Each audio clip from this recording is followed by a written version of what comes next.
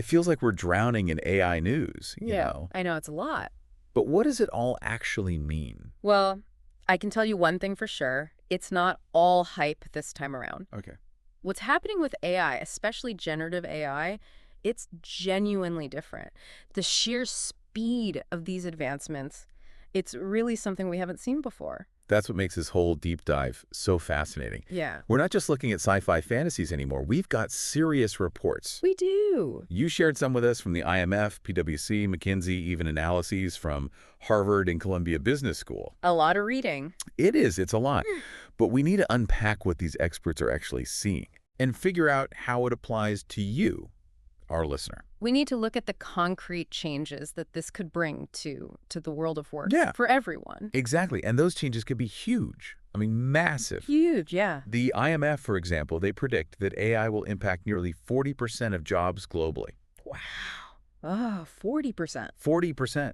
PwC says AI could boost the global economy by a staggering $15.7 trillion by 2030.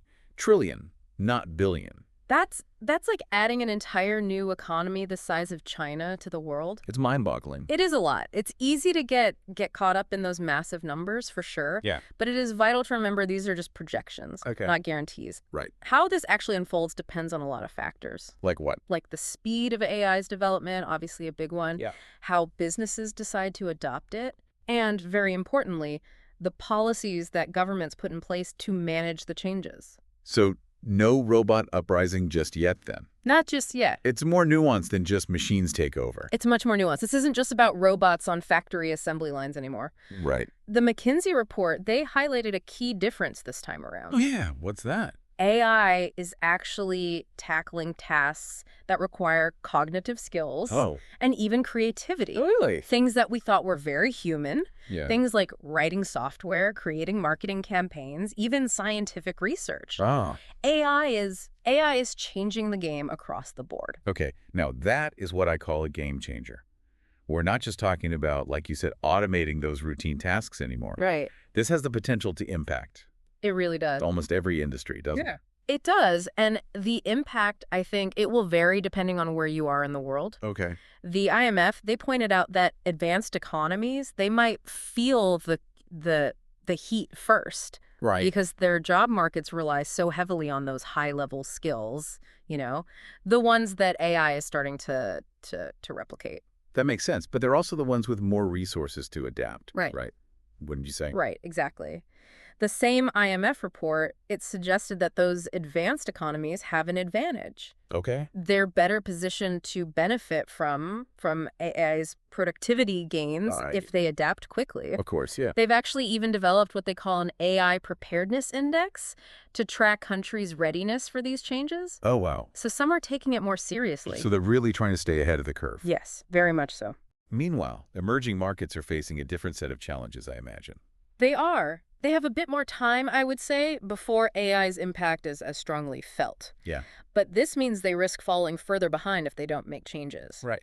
Investing in infrastructure and developing the skills needed for an AI-driven world, that's going to be crucial for them. It's not just an economic issue then, is it? It's a global one. Definitely not. But before we get too far ahead of ourselves, let's bring this back down to earth for a second. Okay.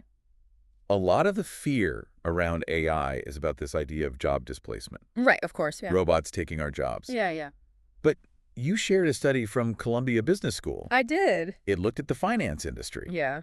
And the findings were, well, to say the least, they were surprising. Yeah. They were very interesting. Yeah. Because it wasn't what we were expecting. Yeah. It challenged our assumptions. Tell me more. It was a fascinating study because it challenged that assumption that AI equals job losses, Right. They found that AI adoption in finance, it didn't lead to fewer jobs overall. Hold on, really? Yeah. That seems completely counter to everything we're hearing about robots taking over Wall Street. It does, doesn't it? But here's the thing. Here's the catch. Okay. AI, it's often acting as a kind of productivity enhancer. Productivity enhancer. Okay. Imagine this. You've got 10 analysts doing 10 tasks. Okay. AI comes in, and those same 10 analysts can suddenly accomplish 30 tasks in the same time frame. Wow. That's the power of AI. So it's less about replacing humans and more about making them exponentially more efficient. Precisely.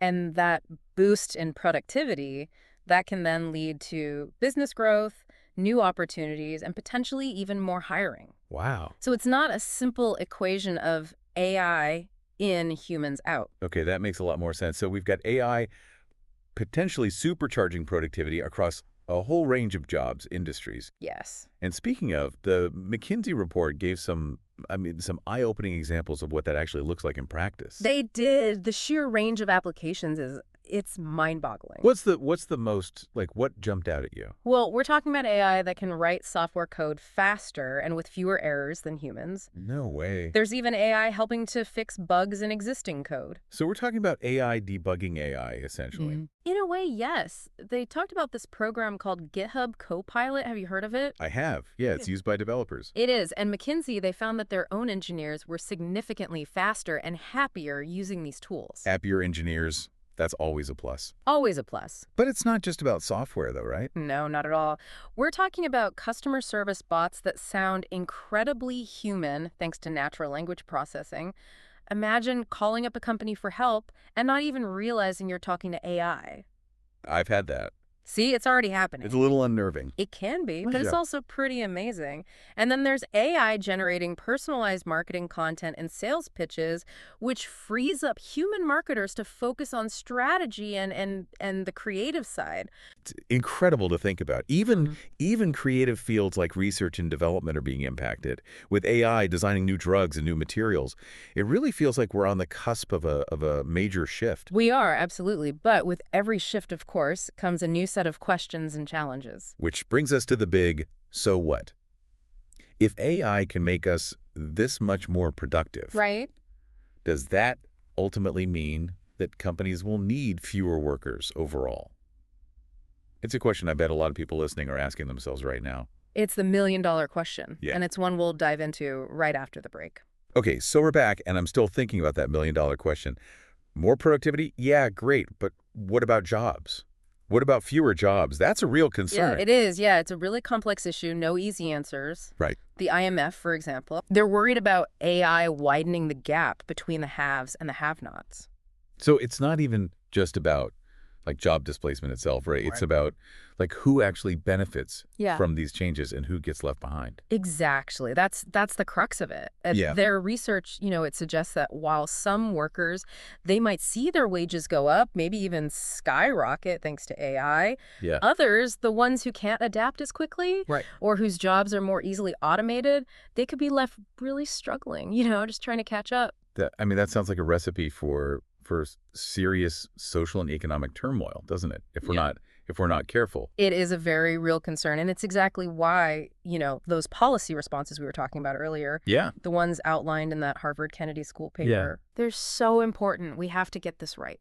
So, okay, what are we talking about here? What actually needs to happen to prevent this kind of like dystopian future where we've got the AI-powered elite and then everyone else is eating their dust? Okay, so we're talking about strong social safety nets. Okay. That's number one. Like what does that look like? Things like robust unemployment benefits, making sure that healthcare is accessible and affordable for everyone. Right. Comprehensive job retraining programs, especially targeted at those who are most likely to be displaced by these technologies. That'll make sense. And that retraining piece, it can't just be about teaching people to code, Right. Right. It needs to be about so much more than that. It needs to be about adaptability, critical thinking, creativity. Those are the skills that are going to be valuable in an AI-powered world, no matter what your profession is. So it's less about like everyone needs to become a software engineer Right. and more about equipping people with like a toolkit, Right. to navigate what's going to be a really rapidly changing job market. Exactly. I think we need to move away from this outdated idea of a job for life, Yeah. and move toward this concept of lifelong learning and career reinvention. Yeah, that makes a lot of sense. It's interesting because for so long, the message has been learn to code or get left behind. But it sounds like it's about so much more than just those hard technical skills. It is, absolutely. It's about, like I said, being adaptable, being a quick learner, being able to work effectively alongside AI. Those are skills that transcend any specific job or profession. It makes you wonder about all those jobs that might not be easily automated, right? Right. Like think about the service industry, skilled trades, things like that. Yeah. I mean, They might not be replaced by robots tomorrow, Yeah. but they're still going to be affected by all of these larger economic shifts. That's such a critical point because it's true. We're only really just beginning to grasp what the ripple effects of AI are going to be across all these different sectors. Right. And frankly, ignoring those potential impacts, it would be a huge mistake. Yeah. And this is where I think it all comes back to that so what factor. Yeah. Why should the average person listening to this, Yeah. even if they aren't, a software engineer, a data scientist, Right. why should they care about any of this? Because the future of work, with or without AI, any technology, Yeah. it's not something that's being done to us.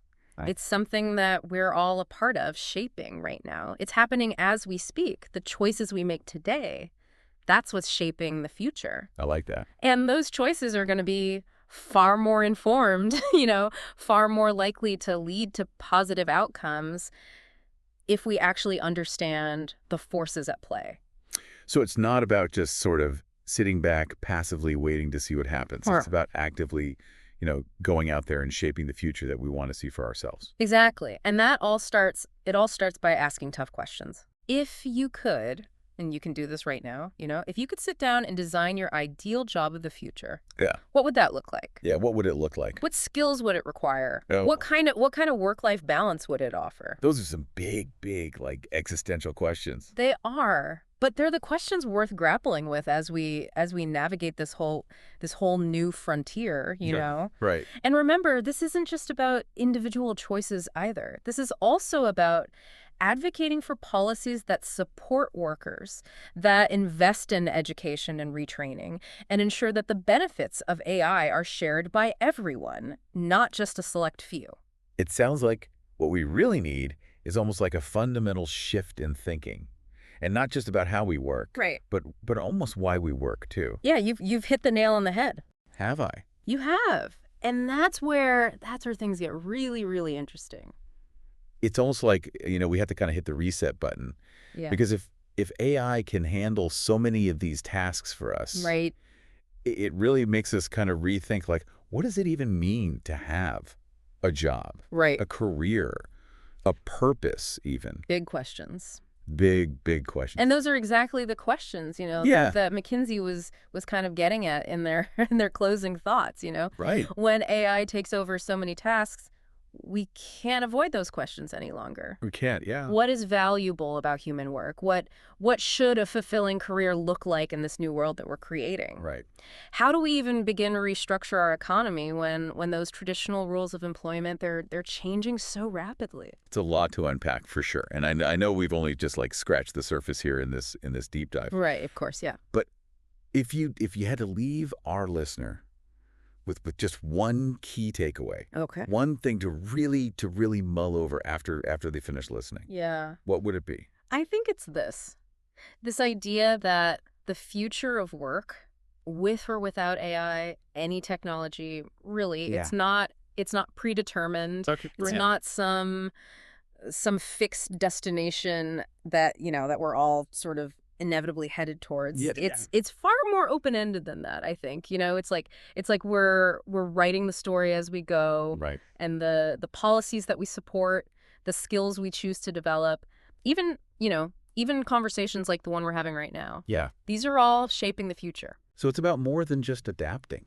It is. It's about, actively shaping the world that we want to work in. Yes, exactly. And that starts with, with being informed, being engaged. Yeah. Don't shy away from these big questions, Think about what excites you. Yeah. What problems are out there that you want to solve? What does a truly fulfilling work life look like to you, Right. That's what it's all about. The future is ours to create. I love that. Well, on that note, I think it's time for us to wrap up this deep dive into AI and the future of work. A huge thank you to our expert for guiding us through this incredibly complex and let's face it, rapidly evolving landscape. My pleasure. It's always so fascinating getting to explore these ideas with you. And to you, our listener, thank you for joining us. We hope you found this deep dive, insightful, Yeah. maybe a little mind-bending at times. It's big stuff. It is big stuff. Yeah. But hopefully ultimately empowering. There you go. So until next time, Keep learning, keep questioning, and keep diving deep.